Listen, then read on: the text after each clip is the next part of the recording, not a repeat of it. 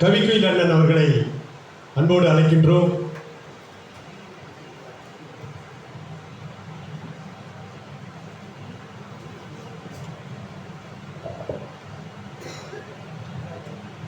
அருமை தோழர்களே, அத்துணை தோழர்களுக்கும் என்னுடைய மேதின வாழ்த்துக்களை தெரிவித்துக் கொள்கிறேன். நன்றி, வணக்கம்.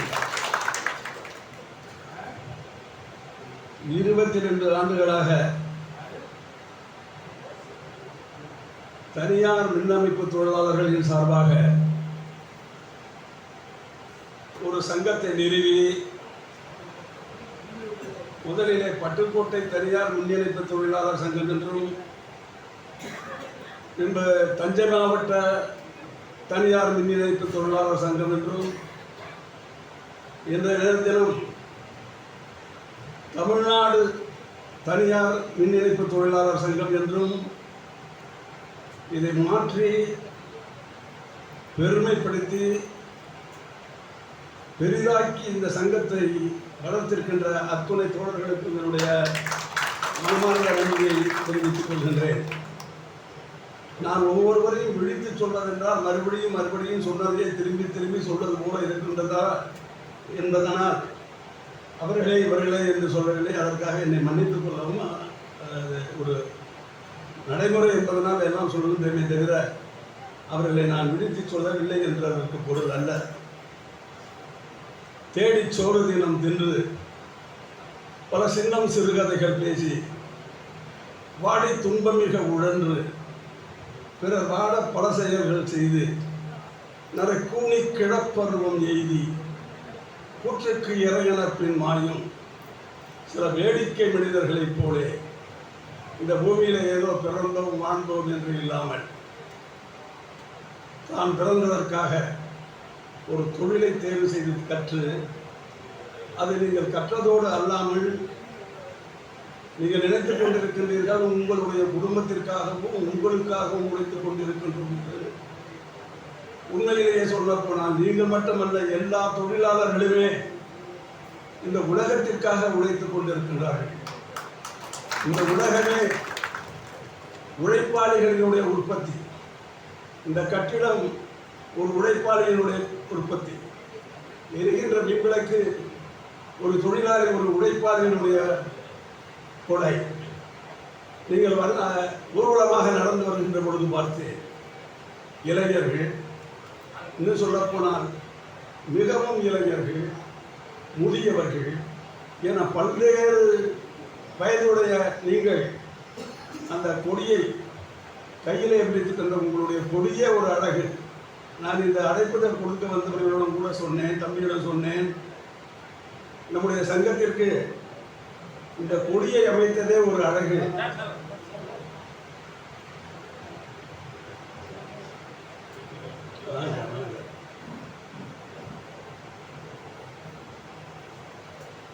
இந்த கொடியே ஒரு அழகு. அழகுக்கு அழகு சேர்க்கின்ற வகையிலே நம்மளுடைய மின்பொறியாளர்கள்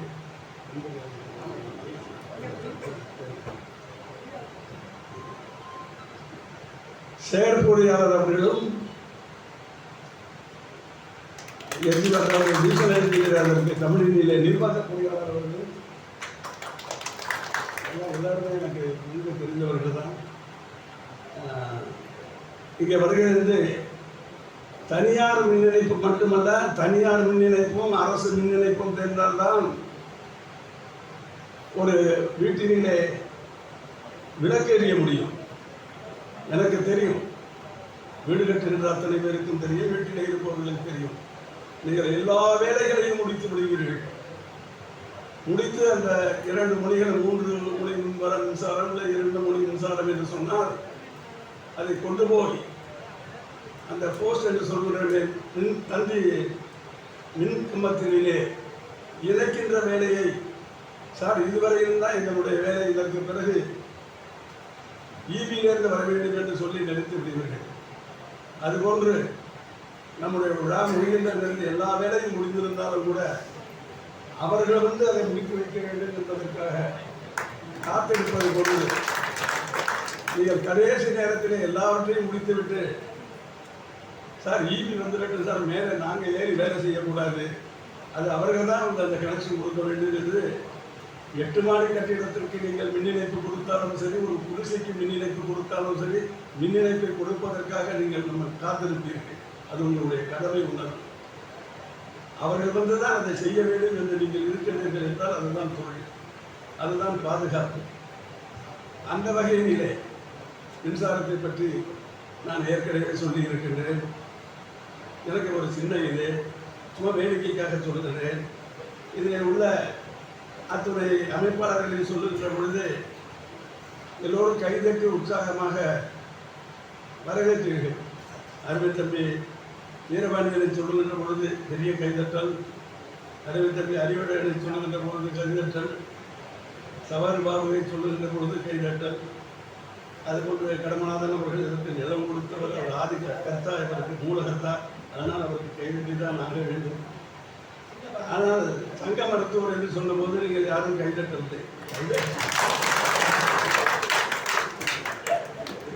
நீங்கள் என்ன நினைத்து விட்டீர்கள் என்றால் அவர்களெல்லாம் உங்களுக்கு தேவை, மருத்துவர் அவர்களுக்கு இதற்கு தேவை என்று நினைப்பீர்கள் என்று நினைக்கிறீர்கள். ஏனென்றால் அவர் இன்சூரன்ஸை பற்றி பேசுகிறார், இன்ஜினியர் கட்டிட தொழிலாளர், அவரை கனெக்ஷன் கொடுப்பதற்கு அல்லது சொல்லிக் விடுவதற்கு அவன் விஜய் ரொம்ப நல்லவன், ராமசாமி நல்லா கனெக்ஷன் கொடுப்பாங்க, யாருக்காவது நான் பேருக்கு ரெக்கமெண்ட் பண்ணுவார். இப்படி ஒவ்வொருத்தரும் ஒவ்வொரு வேலையை நம்மளுடைய பாண்டி என்று சொல்லி அருமை தம்பி வீரபாண்டியன் ஏதாவது சிக்கல் என்று சொன்னால் ஒரு இது. அப்படி அல்ல, நீங்களும் நானும் ஒரே வேலையை தான் செய்கின்றோம். நான் சொல்லியிருக்கின்றேன் முன்பு, 2 பேரும் ஒரு உயிரோடு தான் விளையாடுகின்றோம். ஆனால் ஒரு சின்ன வித்தியாசம், நான் பிற உயிர்களோடு விளையாடி கொண்டிருக்கின்றோம் வைத்தியர்கள், நீங்கள் உங்கள் உயிரோடு விளையாடி கொண்டிருக்கிறீர்கள். நாங்கள் தவறு செய்தால் எங்களுக்கு ஒன்றும் பாதகம் வந்து விடாது. ஆனால் நீங்கள் தவறு செய்தீர்கள் என்றால் அது உங்களுக்கே ஆபத்தாக முடிந்துவிடும். உங்களுக்கு ஆபத்தாக முடிவது மட்டுமல்ல, நான் ஒரு நோயாளிக்கு தவறு செய்துவிட்டால் அந்த நோயாளி மட்டும்தான் பாதிக்கப்படுவார். ஆனால் நீங்கள் கொடுக்கின்ற மின் இணைப்பிலே ஏதாவது கோளாறு இருந்தது என்று சொன்னால் ஒரு குடும்பமே பாதிக்கப்பட்டுவிடும்.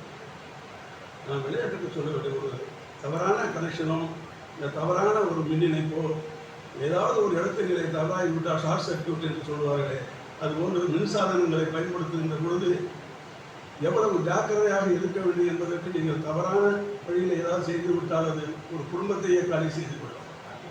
அப்படிப்பட்ட ஒரு அருமையான ஒரு தொழிலை செய்து கொண்டிருக்கிறீர்கள்.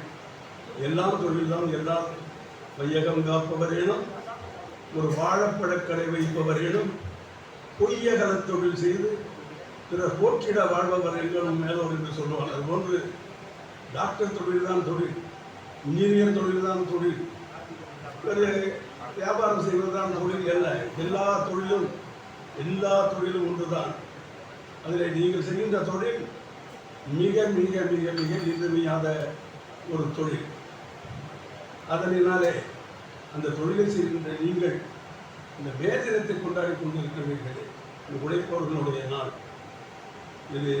மே தினம் என்று உழைக்கும் தொழிலாளர்களுக்காக இது ஆண்டுதோறும் நம்ம எல்லாரும் சொல்லி கேள்விப்பட்டிருக்கிற மே தினம் ஏன் வந்தது, எப்படி வந்தது, எதற்காக வந்தது என்றெல்லாம்.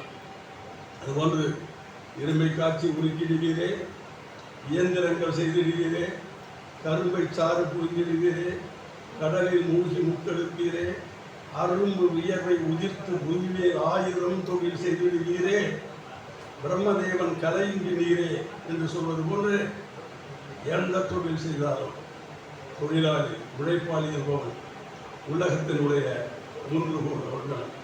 உழைப்பு இல்லை என்று சொன்னால் இந்த உலகத்தின் சுழற்சியை நின்றுவோம். அதுபோன்று நான் சொன்னேன், வைத்தியருக்கு அதிக முக்கியத்துவம் கொடுக்கவில்லை என்று சொன்னேன். சும்மா விளையாட்டுக்கு சொன்னேன். நான் என்னடா இதெல்லாம் கவனிச்சுட்டு உட்காந்துருக்காரான்னு எப்படி அவ்வளவு சிறிய மனம் கொண்டவன் நான் அப்படி அல்ல. அதற்காக சொல்லவே நம்முடைய இதயம் துடைத்துக் கொண்டே இருக்கிறது. அதனால் உட்கார்ந்து நீங்கள் கேட்டுக்கொண்டே இருக்கின்றீர்கள்.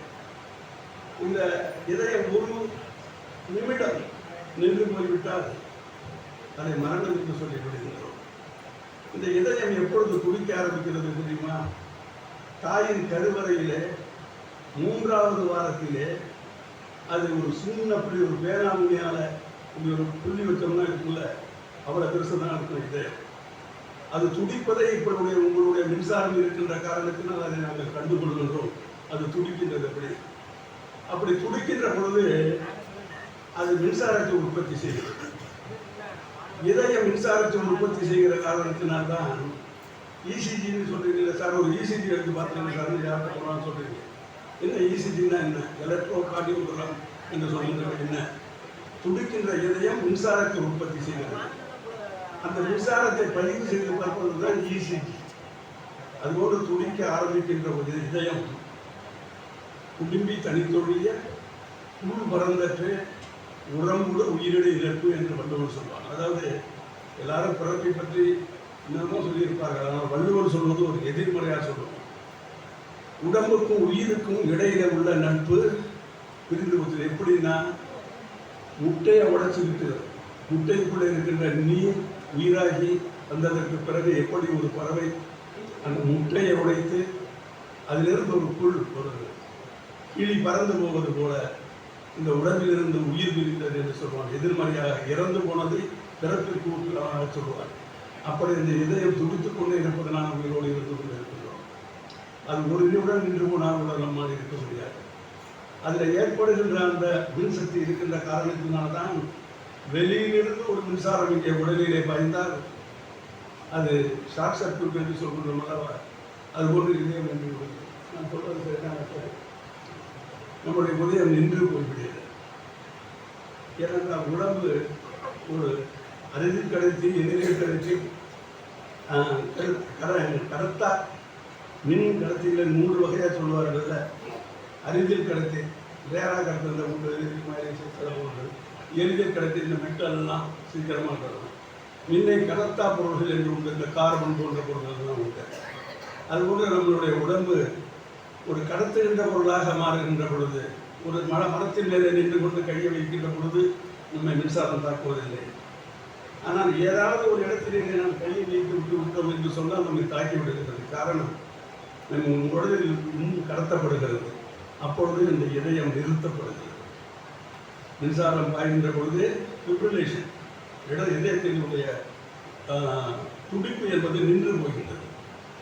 அதனால தான் நீங்கள் மிக ஜாக்கிரதை. ஏனென்றால் உங்களை நம்பி எல்லோரும் சொல்லி பயமுறுத்தி விட்டார்களோ என்று எனக்கு பொழுது வருகின்றவர்கள்லாம் இன்சூரன்ஸு நீங்கள் காப்பீட்டு வச்சுக்கணும், நம்மளுடைய உயிர் ஏதோ நிலையில் எல்லாருடைய உயிரும் உலகத்தில் நிலையில்லாததான். நம்ம என்னைக்கு மனுஷன் பிறந்தானோ அன்றைக்கு போகிறதுங்கிறது நிச்சயம்தான். உலகத்திலேயே சர்வ நிச்சயமான உண்மை என்னன்னாக்க பிறந்த அன்னைக்கு இருப்பது ஒன்று தான். அதை நாம வழியை வந்து வருத்தி அதை போக்கிக் கொள்ளக்கூடாது என்பதற்கான ஜாக்கிரதையாக இருக்க வேண்டும் என்பதற்காக சொல்வதை ஒழிய ஒரு பயமுறுத்துவதற்காக சொல்வதாக நீங்கள் நினைத்துக் கொள்ளக்கூடாது. உங்களுடைய உயிர் உங்களுக்கு மட்டுமல்ல, உங்கள் குடும்பத்திற்கு, நீங்கள் பெற்று வளர்க்கின்ற செல்வங்களுக்கு, இந்த உலகத்திற்கு, எல்லாவற்றிற்கும் மேலாக இந்த உலகத்திற்கு தேவை என்ற எண்ணத்தோடு நீங்கள் கடமை உணர்வோடு பணியாற்ற வேண்டும். இந்த சங்கம் மேலும் மேலும் இன்றைக்கு 75 பேர் வந்து மாநில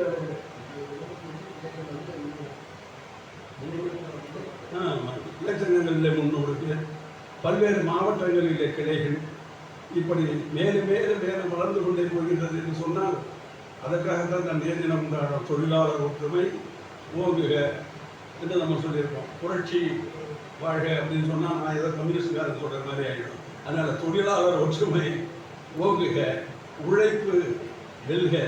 உழைப்பு தான் உலகத்தினுடைய உயிர் நாடி. அதை செய்கின்ற நீங்கள் எல்லாம் தெய்வங்கள். அதைத்தான் சொன்னேன். இரும்பை காட்சி உயிர்க்கிழமையை இயந்திரங்கள் செய்து நீரை கரும்பை சார்ந்து கடைசி மூடி நுட்ப அரும்பு உயர்வை குதிர்த்து உயிர் 1000 தொழில் செய்திருக்கிறீரே பிரம்மதேவன் கரையிங்கு நீரேனா. பிரம்மாங்கிறவங்க வேற யாரும் கிடையாது. பிரம்மான்னு சொல்றாங்க, பிரம்மா தான் படைக்கிறார்கள். அவர் எதுவும் நேரம் பொருள் புதுசாக ஒத்துக்கிட்டு அவங்க இல்லை. நீங்கள் எல்லாம் பிரம்மாக்கள். இந்த மின்சாரத்தை உற்பத்தி செய்து கொடுக்கின்ற நீங்கள் எல்லாம் பிரம்மாக்கள். இவர்கள் எல்லாம் பிரம்மாக்கள். இந்த பாட்டில் செய்தவன் ஒரு பிரம்மா, இந்த மைக்கை செய்தவன் ஒரு பிரம்மா. கண்டுபிடிக்கலன்னா பேச முடியுமா, இது பண்ண முடியுமா, இது செஞ்சவனும் ஒரு தொழிலாளி தானே. அது போன்று அவர்கள் தான் பிரம்மாக்கள். நீங்கள் எல்லாம் பிரம்மாக்கள், நீங்கள் படைப்பு தொழிலை செய்கின்றீர்கள். ஆனால் உங்களுக்கு இறப்பு என்பது நிச்சயம் இல்லை. மரணத்தை வென்று நிச்சயமாக வாழீர்கள். பல்லாண்டு பல்லாண்டு பல்லாயிரத்தாண்டு பல கோடி நூறாயிரம் ஆண்டு இந்த பூமியிலே இருந்து அனைவருக்கும் பயனுள்ளவர்களாக வாழ வேண்டும். உங்கள் குடும்பம் செழிக்க வேண்டும். உங்கள் குழந்தைகள் நல்ல வளர்ச்சி பெற வேண்டும். உங்களுடைய நிலை மேலும் மேலும் மேலும் மேலும் மேலே மேலே மேலே உயர்ந்து பெரும் வளம் பெருக வேண்டும். நான் இன்றைய தினம் பார்க்கின்ற அத்தனை முகங்களையும் இன்னும் 50 ஆண்டுகள் இந்த விழா கொண்டாடினாலும் அதில் உங்களை கொஞ்சம் வயதானவர்களாக வந்து நானும் பார்க்க வேண்டும். நானும் வயதானவனாக வந்து உங்களை பார்க்க வேண்டும் என்று கேட்டு வாய்ப்புக்கு நன்றி கூறி எத்தனை ஆண்டுகள் நடத்தினாலும் அத்தனை ஆண்டுகளும் ஆகவே நான் இன்றைய தினம் உண்மையாகவே நிறைய வேலைகள் நான் சும்மா ஏதோ இதுக்காக சொல்கிறதுக்காக சொல்கிறேன். நிறைய வேலைகள் இருந்தாலும் நடுவில் வந்து கலந்துக்கிட்டு போய்கிட்டே இருக்கேன். அப்படி இல்லாமல் இந்த தடவை எல்லாருக்கும் முன்னால் வந்து இங்கே உட்காரணும் என்பதற்காகவே நீங்கள் மணிக்குண்டில் வர்றப்பவே நீங்கள் வந்து உட்கார்ந்து கடைசி வரைக்கும் இதை இருந்து பார்த்து ரசிக்க வேண்டும் என்பதற்காகவே உங்களுடைய உழைக்கின்ற அந்த பொன் செழிப்பான இன்னொன்று மது போதையை பற்றி. ஆனால் நான் இப்படி பார்ப்பதில் எனக்கு என்ன சந்தோஷம் தெரியுமா, நான் மூஞ்சியை பார்த்தாலே இவர்கள் மது அருந்துவார்கள் கடந்தாரவாதவர்கள் கண்டுபிடித்து விடுறார் ஒரு மருத்துவம் இந்த மொழியிலே. ஆனால் இங்கே அமர்ந்திருக்கின்ற அத்தனை தோழர்களையும் பார்த்தால் சத்தியமாக நீங்கள் மது அருந்துவர்களாக எனக்கு தெரியவில்லை. அதாவது ஒரு நாள் 2 நாள் நீங்கள் சாப்பிட்டுக்கலாம். அதை தவிர மதுக்கு அடிமையானவர்களாக எந்த முகத்தையும் நாம் இங்கே பார்க்கவில்லை. அது எனக்கு உண்மையிலே சந்தோஷமாக நிறைய தொழில் செய்கின்ற தொழிலாளர்களை பார்த்துட்டேன். உடம்பு வசதிக்காக நல்லா ஒரு பாட்டில் ஒரு குவார்டர் கொடுப்பேன் சார். நான் கேட்பேன்ல என்ன நான் உழைக்கிறேன் சார், உழைக்கிட்டு ஒரு நைட்டில் ஒரு குவார்டர் அடிங்க அப்படின்னு சொல்லுவார். அடுத்து படுத்துங்க சார் அப்படின்னு சொல்லுவார். அதுவே இல்லாமல் நீங்கள் அப்படி சாப்பிடுறதா கூட தெரியல. உங்கள் முகத்தை பார்த்தா தூய ஒளிபடைத்த கண்ணி நாய் அப்படிங்கிற மாதிரி ஒளிபொருந்திய முகத்தோடு இருக்கின்றீர்கள். இதே முகத்தோடு நீங்கள் இருக்க வேண்டும், நீங்கள் வாழ வேண்டும் என்று வாழ்த்தி அனைவராக உங்கள் எல்லாரோட நான் சில பேரை தவிர நான் வயதானவன் என்று தான் நினைக்கின்றேன். வயதானவர்களாக நான் என்றும் இளைஞர், நீங்களும் என்றும் இளைஞர். வாழ்க்கை நன்றி. அதிக நேரம் சிறப்புரையாற்றிய நம் சங்க மருத்துவர் கவிக்குழு